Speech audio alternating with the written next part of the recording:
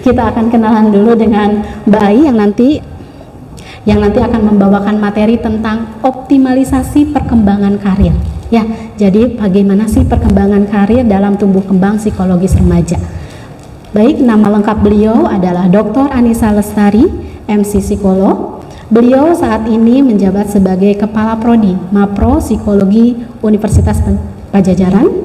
Kemudian beliau juga aktif di pengembangan organisasi dan pengembangan potensi individu, kemudian praktek sebagai psikolog, konsultan, penulis buku, dan dosen di Fakultas Psikologi Universitas Padjadjaran. Ya, jadi banyak sekali ya tentunya kegiatan beliau banyak sekali. Alhamdulillah juga beliau sudah hadir nih di tempat ini ya, bisa meluangkan waktunya untuk bisa sharing mengenai optimalisasi karir untuk untuk putra-putri kita semua. Itu untuk dari pemaparan dari profil Mbak Ai ya. Baik, tanpa berlama-lama lagi nih dan untuk mengefektifkan waktu, tampak sudah tidak sabar nih ya para audiensnya. Kita panggilkan pertama ada Mbak Ai untuk membawakan tentang optimalisasi perkembangan karir anak untuk pada perkembangan remaja.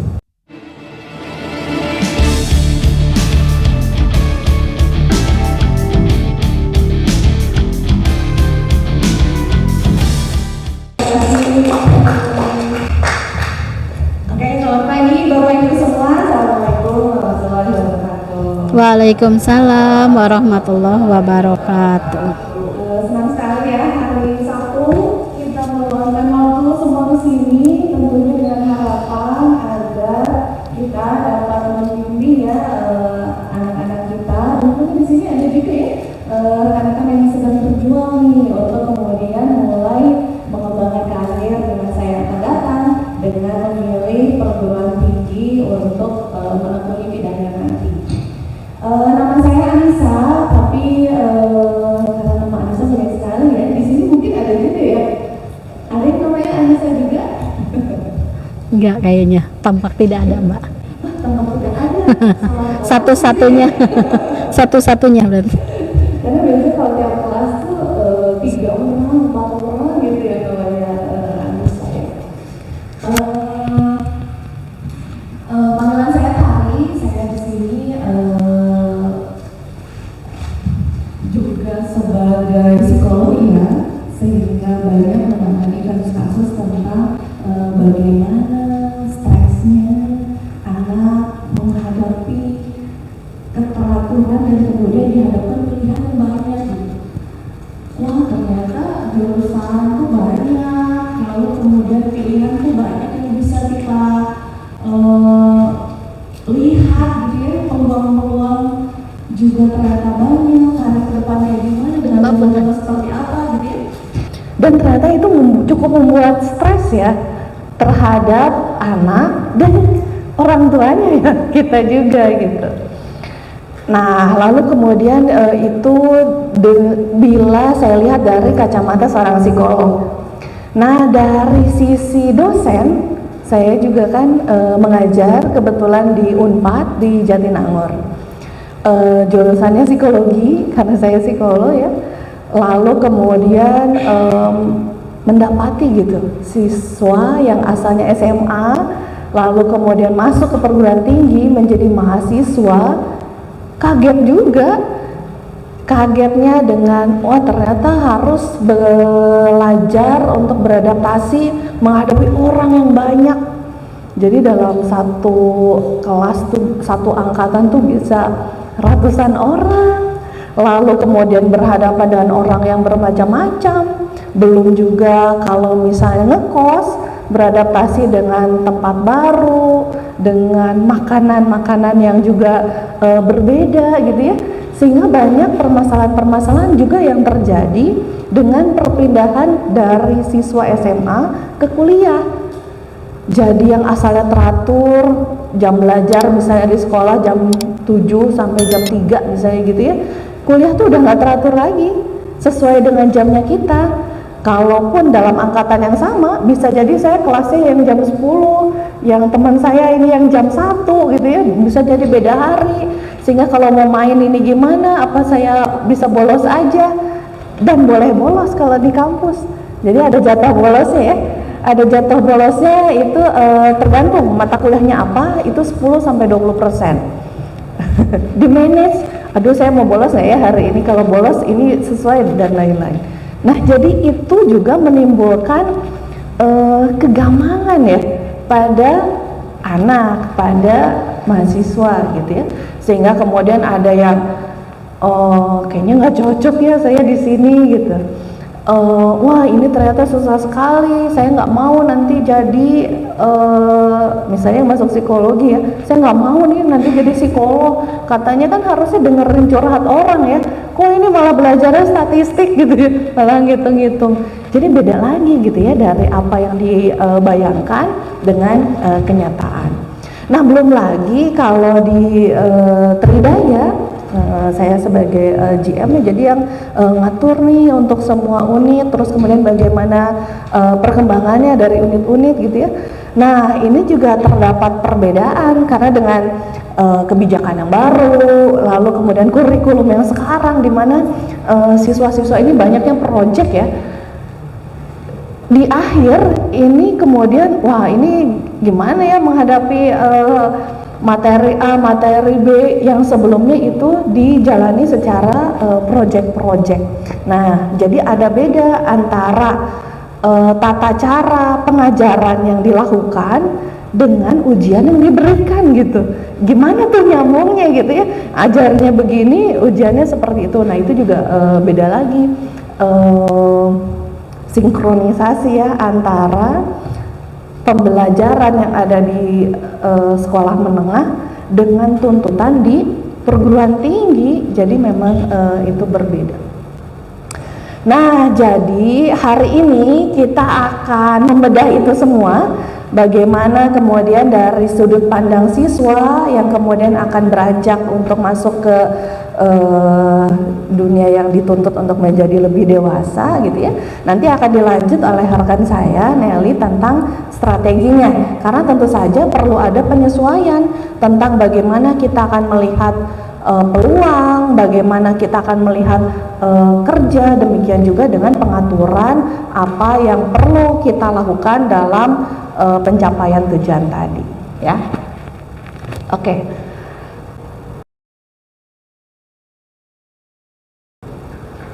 Nah, kalau kita lihat dari sudut pandang anak, jadi sudut pandang teman-teman ya, ini saya juga mengalami ya, di tahun kemarin anak saya juga kelas 3 SMA mau masuk perguruan tinggi, ibunya nih psikolog nih, ya kan?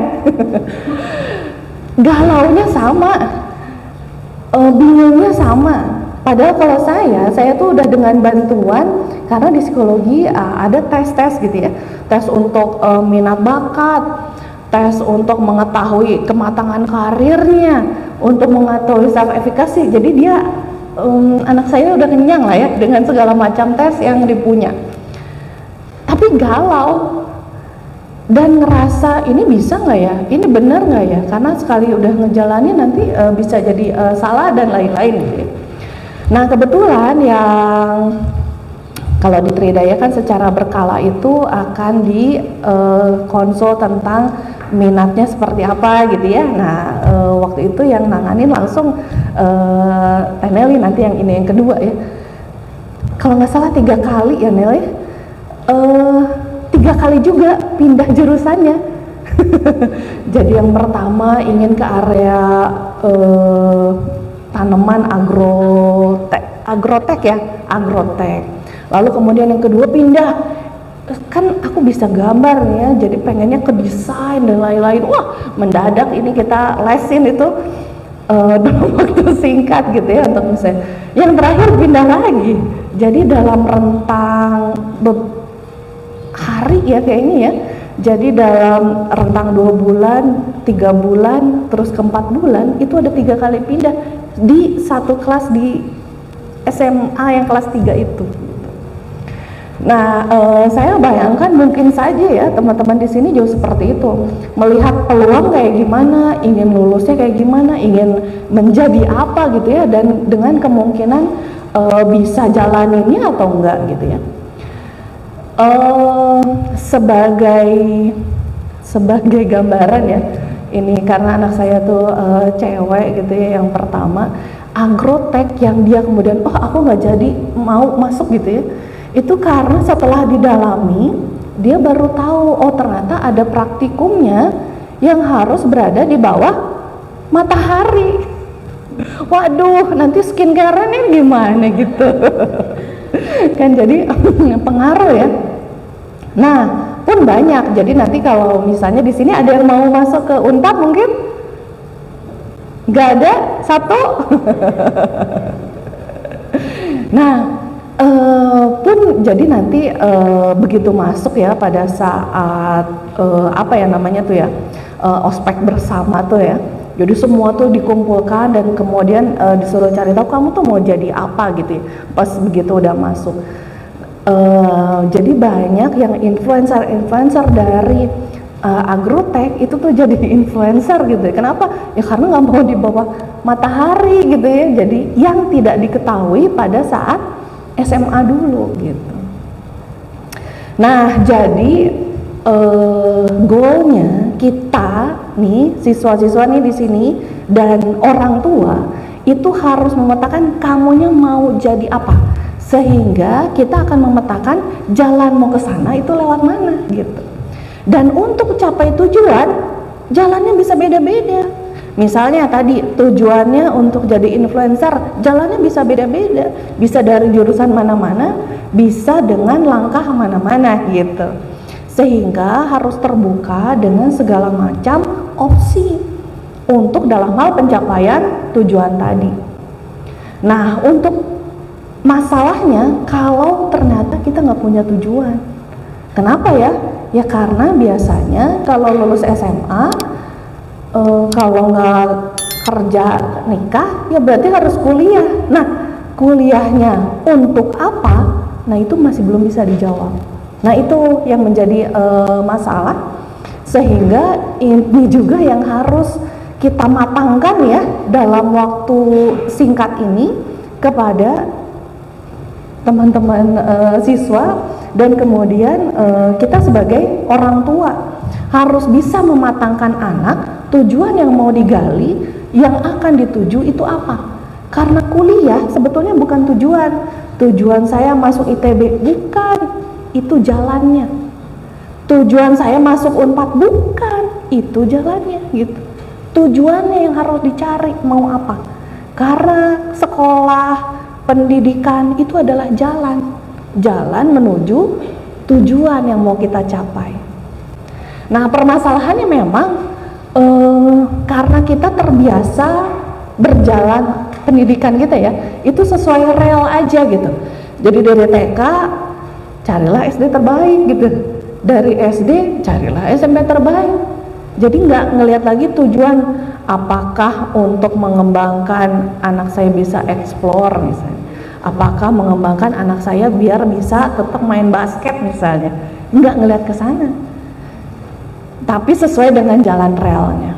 Nah, ini kalau kemarin ya, karena sekarang tuh untuk masuk, nanti dari Teh Nelly akan banyak cerita ya, jalan masuk untuk tujuan misalnya ke psikologi misalnya gitu ya, ke Unpad, jalan masuknya bisa macam-macam, bisa jalur prestasi, bisa jalur tes, bisa jalur mandiri. Nah, sekarang ditambah yang lain, ada yang jalur internasional, ada yang jalur kerjasama, ada kemudian yang jalur pakai beasiswa gitu ya, ada juga kalau IPB ada yang jalur OSIS gitu ya, banyak sekarang. Jadi rentetannya banyak gitu. Enggak, mungkin kalau Bapak Ibu seusia saya itu kita masuknya hanya UMPTN aja gitu ya kan, udah. Nah, sekarang enggak, jadi ada yang jalur bantuan juga ada gitu ya, jadi jalur masuknya banyak. Nah, tapi sebetulnya bukan masalah masuknya, tapi kemudian kita akan mendalami bidang apanya. Udah masuknya pun kemudian dilihat, aduh kayaknya nggak cocok ya, aduh kayaknya harusnya saya pindah. Jadi pun sekarang di universitas itu memungkinkan ya untuk pindah prodi. Jadi banyak kasus ya, misalnya yang kemarin sempat ini juga ya, yang di ITB pengennya arsitek masuk gitu ya.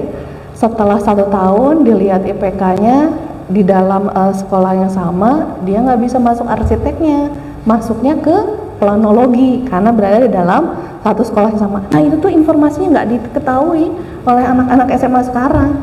Begitu tahu, hah kan saya ini kata udah diterima nih di ITB, lah semester ini berarti saya harus pindah ke plano. Baru tahu akibatnya gimana? Stres, ngambek. Di ITB pun sekarang udah ada tempat untuk konselingnya khusus.